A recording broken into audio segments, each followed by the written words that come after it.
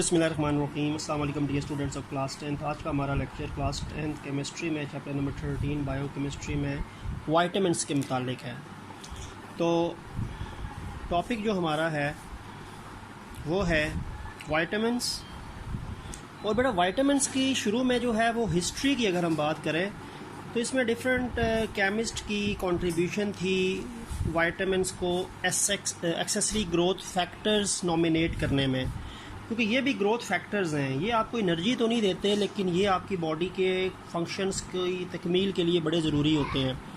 तो हिस्ट्री में अगर बात करें तो सबसे पहले याद रखें कि 1897 में एक डच साइंटिस्ट था जिसका नाम था सी एजिकमैन।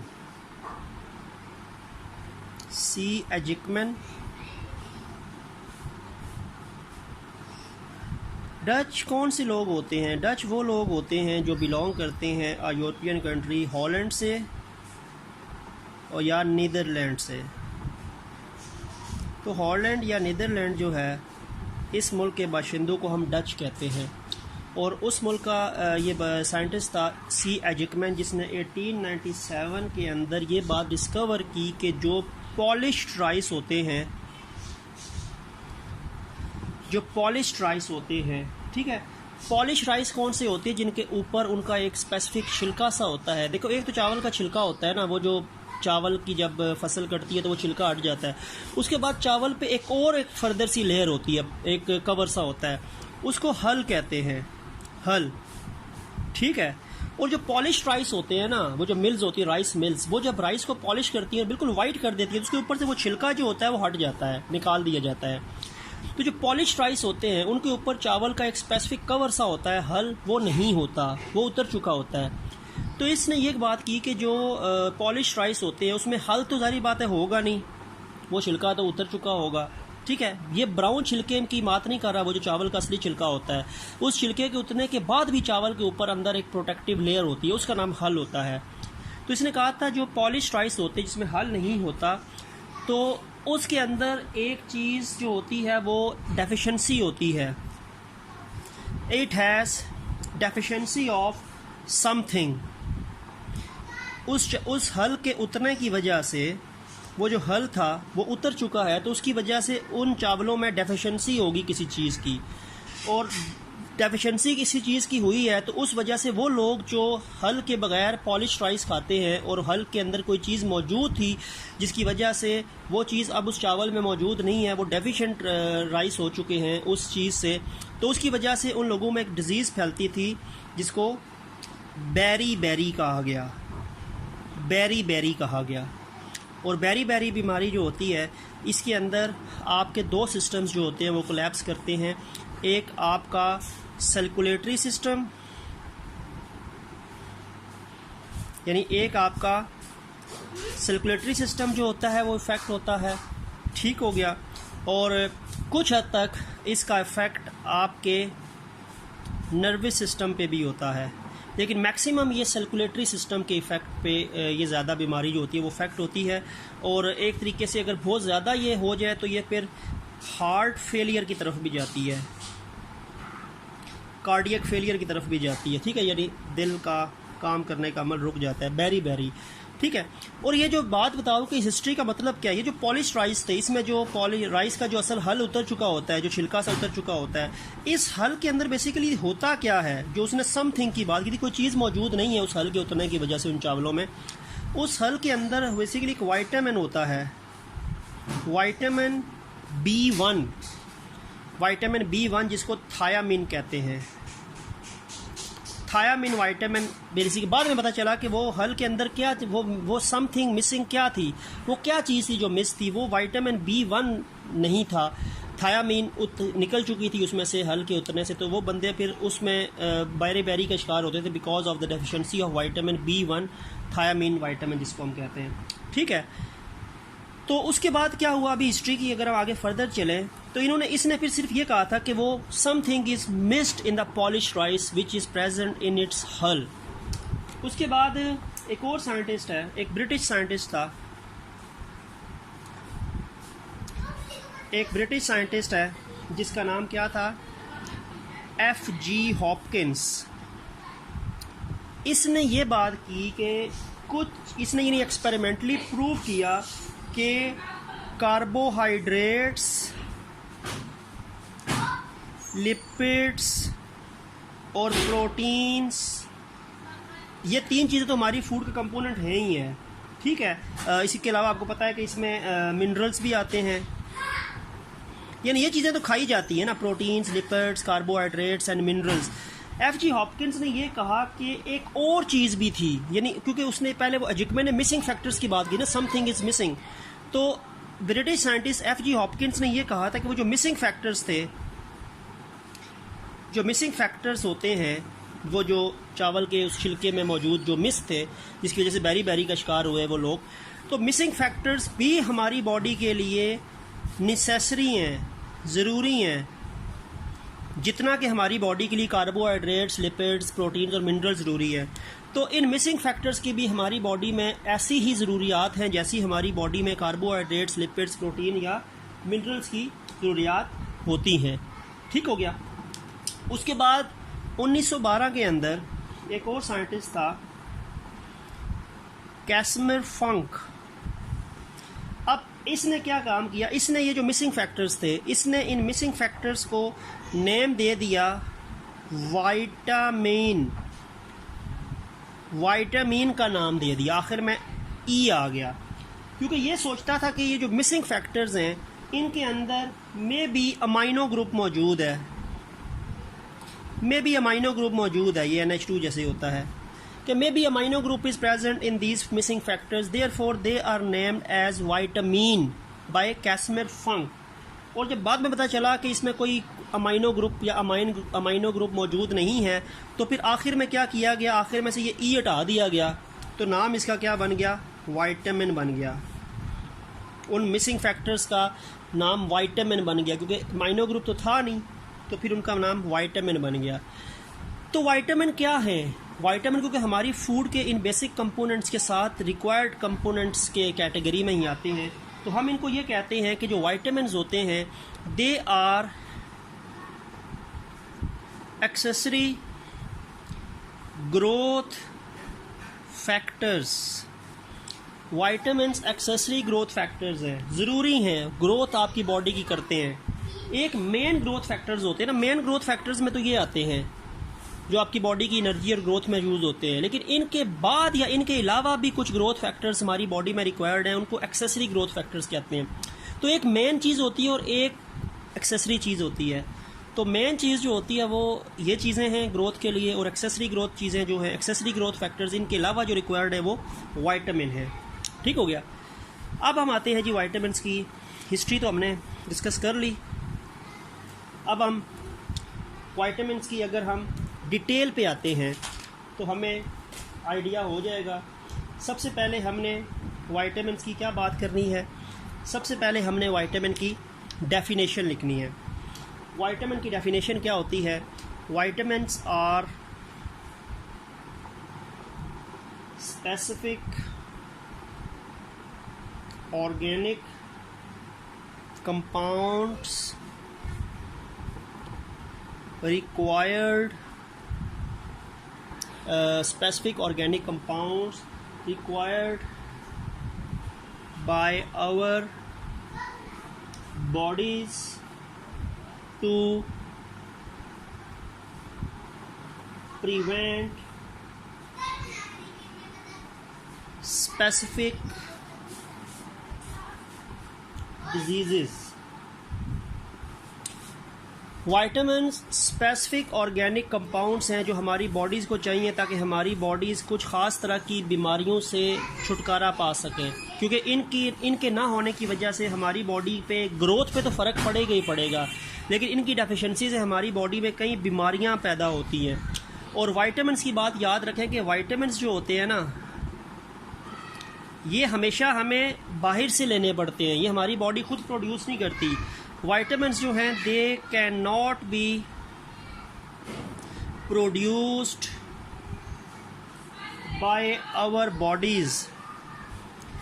वाइटामिन्स हमारी बॉडीज़ खुद प्रोड्यूस नहीं करती, तो वाइटामिन्स हमें बाहर से इनटेक करने पड़ते हैं, लेने पड़ते हैं या अपटेक करने पड़ते हैं। तो वाइटामिन्स जो हैं ये एसेंशियल कंपोनेंट्स आते हैं, इनको ज़रूरी ही हमने अपनी बॉडी में कंज्यूम करना है, वरना ये हमारी बॉडी में प्रोड्यूस नहीं होते, तो हमें इनको हमेशा अपटेक करना पड़ता है। ठीक है, अब अगर हम आते हैं आगे वाइटामिन्स की आगे टाइप्स पे आते हैं, तो वाइटामिन्स की बेटा दो टाइप्स बनती हैं। एक वाइटामिन्स होते हैं वाटर सॉल्युबल वाइटामिन्स और एक हैं जी fat soluble vitamins. Water soluble vitamins और fat soluble vitamins. Water soluble vitamins जो होते हैं, इनमें कौन कौन से वाइटामिन्स आते हैं? इनमें आते हैं vitamin B and vitamin C. और विटामिन बी को हम कहते हैं विटामिन बी कॉम्प्लेक्स, क्योंकि विटामिन बी जो है इसके अंदर आगे बहुत से वाइटामिन है। विटामिन B1 है, B2 है, B6 है, B12 है और भी बहुत से हैं। तो इसमें विटामिन बी को बी कॉम्प्लेक्स कहा जाता है because it has many further types, जबकि विटामिन सी भी इसके साथ शामिल है। बी और सी जो है ना, ये वाटर सॉल्युबल वाइटामिन हैं। और फैट सॉल्युबल के अंदर कौन कौन से वाइटामिन हैं? Vitamin A, vitamin D, vitamin E and vitamin के। ये चार वाइटामिन जो हैं वो फैट सॉल्युबल हैं, और ये जो दो वाइटामिन हैं बी और सी, यानी बी कॉम्प्लेक्स और सी, ये वाटर सॉल्युबल हैं। अब इनका नाम इनको क्यों रखा गया? ये वाइटामिन पानी में सॉल्युबल होते हैं तो इनको वाटर सॉल्युबल वाइटामिन कहा जाता है, और ये वाइटामिन फैट्स में सॉल्युबल होते हैं तो इनको फैट सॉल्युबल कहा जाता है। ये वाइटामिन जो वाटर सॉल्युबल वाइटामिन होते हैं, अगर ये हमारी बॉडी में ज़्यादा भी आ जाए तो ये हमारी बॉडी में कोई इनका नुकसान नहीं होता। यदि इनकी ओवरडोज जो होती है वो हमारी बॉडी में नुकसान नहीं करती, क्योंकि ये पानी के ज़रिए हमारी बॉडी से एक्सक्रीट भी होते रहते हैं। डेफिशिएंसी से तो दोनों की बीमारियां हैं, दोनों की डेफिशिएंसी जो होती है उससे तो बीमारियां होती ही होती हैं। अगर ये हमारी बॉडी में नहीं होंगे उससे भी बीमारी होंगी, ये दो नहीं होंगे उससे भी बीमारियां होंगी। डेफिशिएंसी से तो बीमारियां होती हैं, लेकिन अगर ओवर यूज़ किया जाए तो उससे भी बीमारियां होती हैं इन वाइटामिन की, फैट सॉल्युबल की, वाटर सॉल्युबल की नहीं। तो वाटर सॉल्युबल वाइटामिन जो होते हैं इनकी जो ओवरडोज होती है वो नुकसानदेह नहीं होती, क्योंकि वाटर हमारी बॉडी से कंसिस्टेंटली एक्सक्रीट हो रहा होता है। तो वो जो ज़्यादा वाइटामिन हमारी बॉडी में आएंगे भी वो पानी के ज़रिए बॉडी से बाहर निकल जाएंगे, तो यानी एक्सक्रीशन की शक्ल में हमारी बॉडी से निकल जाएंगे। तो इस वजह से इनकी ओवर यूज़ से हमारी बॉडी में नुकसान नहीं है। लेकिन इनके ओवर यूज़ से हमारी बॉडी में नुकसान होता है। फैट सॉल्युबल विटामिन अगर हम ज़्यादा लेंगे, ओवर डोज लेंगे, तो उससे हमारी बॉडी में नुकसान है, क्योंकि ये हमारी बॉडी से एक्सक्रीट नहीं होते, ये हमारी बॉडी में एक्यूमुलेट होते रहेंगे, जमा होते रहेंगे। तो इनकी ओवर यूजेस से बेताशा मसाइल होते हैं। इनकी ओवर यूजेस से क्या होता है? इनकी ओवर यूजेस से बोन्स में पेन होता है, इनकी ओवर यूज़ की वजह से किडनी स्टोन्स होते हैं, और इनकी ओवर यूज़ की वजह से वेट लॉस भी होता है। तो इनकी ओवर यूज़ के भी नुकसान है फैट सॉल्युबल वाइटामिन्स के। तो फैट सॉल्युबल वाइटामिन्स के जो वाइटामिन है वो, क्योंकि फैट्स हमारी बॉडी से एक्सक्रीट नहीं होते, इस वजह से फैट सॉल्युबल वाइटामिन भी बॉडी से एक्सक्रीट नहीं होते अगर ज़्यादा हो जाए, और इनकी वजह से बॉडी में वेट लॉस, बोन्स पेन और किडनी स्टोन्स होते हैं। और ये हमारी बॉडी में अगर ज़्यादा हो जाए तो फिर उसका नुकसान नहीं है, क्योंकि ये पानी के ज़रिए हमारी बॉडी से एक्सक्रीट होते रहते हैं। ठीक है, तो डेफिशिएंसी तो दोनों की नुकसानदेह है, लेकिन ओवर यूज़ इनका नुकसानदेह है, इनका नहीं है। ठीक हो गया। अब अगर हम देखते हैं कि कौन कौन से वाइटामिन हैं और उनकी टाइप्स की आगे क्या क्या सोर्सेज हैं, क्या क्या यूजेस हैं, और डेफिशिएंसी से कौन कौन सी बीमारियां होती हैं। तो अगर मैं बात करता हूं,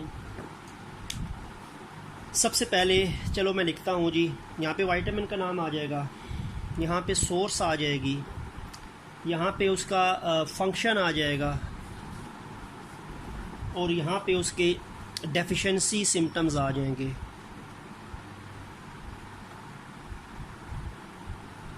ठीक हो गया। सबसे पहले हम बात कर लेते हैं विटामिन ए की। विटामिन ए किस में पाया जाता है?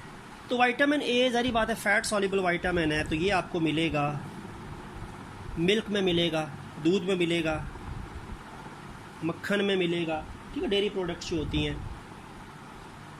फ़िश में मिलेगा, ठीक है, फ़िश ऑयल, वो जो फ़िश से ऑयल हासिल होता है, जैसे वो कॉड लिवर ऑयल हमने पढ़ा था, ये एग्स में मिलेगा और ये फ्रेश ग्रीन वेजिटेबल्स में मिलेगा, फ्रेश ग्रीन वेजिटेबल्स में मिलेगा। ये सोर्सेज हो गई हैं। किस काम के लिए विटामिन ए ज़रूरी है? ये आपकी आइज़ और ये आपकी स्किन के लिए ज़रूरी है, आँखों के लिए और जिल्द के लिए। और अगर ये नहीं होगा तो क्या बीमारी होगी? एक बीमारी होगी बेटा नाइट ब्लाइंडनेस। जिन लोगों को विटामिन ए की डेफिशिएंसी होगी उनको नाइट के टाइम सही नज़र नहीं आता, उनके जो रॉड सेल्स होते हैं वो अफेक्ट होती है, तो नाइट ब्लाइंडनेस होती है। और ड्राइनेस ऑफ स्किन होती है, ड्राई स्किन, स्किन में ड्राई स्किन हो जाएगी, आइज़ में नाइट ब्लाइंडनेस वाला काम हो जाएगा। ठीक है, फिर आता है जी विटामिन बी पे आते हैं, और बी कॉम्प्लेक्स है, मैंने आपको बताया कि बेताशा इसकी टाइप्स हैं। तो इसमें क्या है, इसकी जो एक है कि whole meal bread, whole meal bread से मुराद ये है कि जो अक्सर आटा बनता है गंदम के दाने का, तो उस गंदम के दाने का जो आटा होता है वो ब्राउन आटा भी होता है और कुछ फ़ाइन आटा होता है। फ़ाइन आटे में से क्या होता है, उसमें से वो कई चीज़ें निकाल दी जाती हैं। ठीक है, लेकिन जो पूरा आटा, जो ब्राउन आटा होता है ना, वो होल मील ब्रेड कहलाता है। उससे जो रोटी बनती है वो होल मील ब्रेड कहलाती है, जो ब्राउन आटा होता है, फ़ाइन नहीं। तो होल मील ब्रेड जो होता है उसमें विटामिन बी होता है। वो छिलका जो उसका होता है, गंदम का छिलका भी पीसा जाता है ना, हल जो होता है, तो उसमें बेताशा विटामिन होते हैं, विटामिन बी ख़ास तौर पे। इसके अलावा ये आपको मिलेगा राइस में मिलेगा, ठीक है, ये आपको मिलेगा सोयाबीन में मिलेगा, ये आपको मिलेगा फ्रेश ग्रीन वेजिटेबल्स में। ये जो विटामिन बी की बात मैं कर रहा हूँ, किस काम के लिए ज़रूरी है? ये बेसिकली ज़रूरी होता है, it basically used to produce energy, energy production in cells. हमारे सेल्स में एनर्जी प्रोडक्शन होती है, उसमें ये ज़रूरी है। ठीक है, it is also used for nerves, ये नर्व्स की ट्रांसमिशन के लिए ज़रूरी है, ये रेगुलेट करता है। It is used for the transmission and regulation of nerves, ये जो नर्वी सिस्टम के अंदर कोऑर्डिनेशन, वो जो होती है कोऑर्डिनेशन में नर्व मैसेज फ्लो होता है, और ये ज़रूरी है आपकी स्किन के लिए। ठीक है, और इसी तरह विटामिन बी की एक और रिक्वायरमेंट होती है, ये आपका कह सकते हैं कि हीमोग्लोबिन की फॉर्मेशन में भी एक तरह से अपना रोल प्ले करता है। हीमोग्लोबिन आरबीसीज़ में एक चीज़ होती है, ऑक्सीजन ट्रांसपोर्टर। अब अगर ये नहीं होगा तो बेटा क्या नुकसान है इसका? इसका नुकसान पहली बात तो ये है कि स्किन डिजीज़ हैं, जिल्द की बीमारियां, ठीक हो गया। इसके अलावा टंग इन्फ्लेमेशन, ज़ुबान में इन्फ्लेमेशन, सोजन हो जाती है। इसके अलावा एनीमिया, खून की कमी, मैंने अभी हीमोग्लोबिन की बात की ना, तो वो रेड ब्लड सेल्स में होता है, तो रेड ब्लड सेल्स की कमी एनीमिया कहलाती है। और इसके अलावा ब्लीडिंग गम्स, ब्लीडिंग गम्स, मसूड़ों से खून आना, वो भी इसके अंदर होता है, विटामिन बी के अंदर आता है। विटामिन सी की बात करते हैं। विटामिन सी कहाँ पे मिलता है? विटामिन सी आपको मिलता है सिट्रस फ्रूट से, सिट्रस जिनमें सिट्रिक एसिड होता है, जैसे ऑरेंज हो गया, जैसे लेमन हो गया, ठीक हो गया। इसी तरह टोमेटोज़ के अंदर भी ये आपको मिलेगा, टोमेटोज़ में मिलेगा, और ये साथ फ्रेश ग्रीन वेजिटेबल्स में भी मिलेगा, fresh green vegetables. Fresh green vegetables A में भी है, बी में भी है, सी में भी है, ठीक है। अच्छा, ये किस लिए ज़रूरी होता है? ये आपका जो ब्लड वेसल्स होती हैं उसके लिए ज़रूरी होता है। ये आपके मसूड़े जो होते हैं, गम्स, उनके लिए ज़रूरी होता है। ये आपके ज़ख़म को भरने में हेल्प करता है, यानी हम हीलिंग वोंड्स कहते हैं, ज़ख़म को भरने में हेल्प करता है। And it also used in preventing colds, वो जो बुखार चढ़ जाता है सर्दी लग के, उससे ये आपको बचाता है, प्रिवेंटिंग कोल्ड्स। इससे डिफिशिएंसी से क्या होता है? स्कर्वी एक बीमारी है, स्कर्वी, ये कनेक्टिव टिश्यूज़ की बीमारी है। इससे आपके जो कनेक्टिव टिश्यूज़ होते हैं वो अफेक्ट होते हैं, और जैसे आपके अंदर कनेक्टिव टिश्यूज़ की अफेक्टिंग होगी तो उस बीमारी का नाम स्कर्वी हो गया। इससे भी मसूड़ों में खून आता है, और जो आपकी जिल्द होती है उसमें हल्की सी खराशें पड़ती है तो रैशेज़ हो जाती है और ब्लीडिंग शुरू हो जाती है, तो वो स्कर्वी है, ये आपकी कनेक्टिव टिश्यूज़ की एक बीमारी होती है। ठीक है, ये हमने ए बी सी की बात कर ली है। अब हमारा डी ई और के रह गया। विटामिन डी पे आ जाते हैं। विटामिन डी किस में मिलेगा? फैट सॉल्युबल विटामिन है तो मिल्क में मिलेगा, बटर में मिलेगा, एग्स में मिलेगा और फ़िश ऑयल में मिलेगा, वो जो कॉड लिवर ऑयल होता है। ठीक हो गया। और ये किस लिए ज़रूरी है? विटामिन डी आपके लिए ज़रूरी होता है आपके दांतों के लिए और आपकी हड्डियों के लिए। बेसिकली कैल्शियम अपटेक के लिए हेल्प करता है। विटामिन डी कैल्शियम अपटेक करता है, ब्लड से और बोन पे डिपॉजिट करता है। कैल्शियम हमारी बोन और टीथ दोनों के लिए ज़रूरी है। और अगर नहीं होगा, डेफिशिएंसी होगी तो रिकेट्स, छोटे बच्चों में बीमारियां होती हैं, उनकी टांगें जो होती हैं वो मुड़ जाती हैं, वो रिकेट्स कहलाती है विटामिन डी की डेफिशिएंसी की वजह से। और ऑस्टियोमेल्शिया जो होता है वो बड़ों में होता है। बड़े लोगों की अगर रिकेट्स की कंडीशन बच्चों में है ना, टांगें मुड़ने वाली, तो रिकेट्स कहलाती है। और बड़े लोगों में तो ऑस्टियोमेल्शिया कहलाती है। तो इनमें भी विटामिन डी की कमी की वजह से बोन्स सॉफ्ट हो चुकी होती हैं और वो बॉडी का वज़न ज़्यादा बर्दाश्त नहीं करती, तो वो डिशेप हो जाती हैं। तो ये उसकी भी डेफिशिएंसी है। विटामिन ई जो है ये कहाँ पे है? वही होल मील ब्रेड, ब्राउन आटे से जो है ब्रेड बनती है, पूरा का पूरा गंदम का दाना जिसमें पिसा होता है। ठीक हो गया।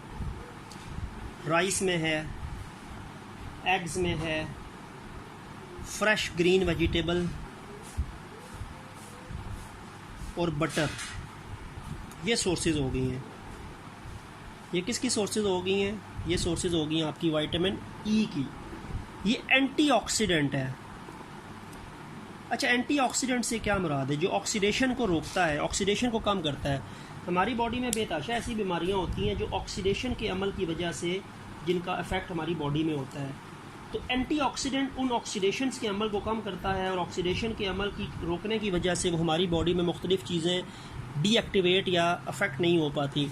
तो ऑक्सीडेशन को रोकना एंटीऑक्सीडेंट, और एंटीऑक्सीडेंट से फिर बीमारियां जो होती हैं वो ये रोक लेता है, एंटीऑक्सीडेशन के अमल को रोक के। ठीक है। तो इसमें अगर ये इसकी कमी होती है तो इसका मतलब होता है कि ये एक बीमारी होती है haemolysis of red blood cells. Haemolysis, वो जो रेड ब्लड सेल्स डिस्ट्रॉय होना शुरू हो जाते हैं, हीमोलाइसिस उसको बोलते हैं। और स्टेरिलिटी, रिप्रोडक्शन की एबिलिटी ख़त्म होना, स्टेराइल होना, रिप्रोडक्टिव एबिलिटी कम हो जाना। और लास्ट विटामिन जो है वो विटामिन के है। विटामिन के जो है fresh green vegetables plus you can also find it in the liver से भी आपको हासिल होता है। ये आपके ब्लड क्लॉटिंग के लिए बड़ा ज़रूरी है। क्लॉटिंग ब्लड, खून का जमना, जब ज़ख़म होता है तो खून जिल्द से निकलता है, लेकिन थोड़ी देर के बाद जम के वहाँ पे वो क्लॉट बन जाता है, इसको क्लॉटिंग ऑफ ब्लड कहते हैं। और अगर ब्लड क्लॉटिंग को, अगर विटामिन ई नहीं होगा तो क्लॉटिंग ऑफ ब्लड नहीं होगी, खून ज़ाया होता रहेगा, ज़ख़म से खून निकलता रहेगा। तो उसको हम कहते हैं कि इससे क्या होता है, अगर क्लॉटिंग ऑफ ब्लड नहीं होगी तो हेमरेज हो, जब भी होगा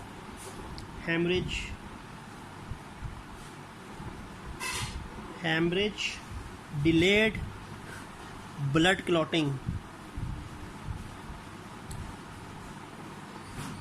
जब ब्लड वेसल फटेगी या ज़ख़म होगा तो खून निकलेगा, तो खून निकलने के नतीजे में क्लॉट देर से होगा, डिले होगा, जिससे ब्लड लॉस बहुत ज़्यादा हो जाएगा और ब्लड की डेफिशिएंसी हो जाएगी बॉडी में। ठीक है। तो उससे फिर आपकी बॉडी में अगर ज़्यादा ब्लड की कमी हो जाए तो फिर बॉडी अनकॉन्शियस भी हो सकती है, डेथ भी हो सकती है। तो क्लॉटिंग के लिए ज़रूरी है खून का जमना किसी भी ज़ख़म के बाद, ताकि आपका ब्लड लॉस ना हो। तो ये मुख्तलिफ़ वाइटामिन के सोर्सेज हैं, उनकी ज़रूरत और उनके डेफिशिएंसी सिम्टम्स की हमने बात कर ली।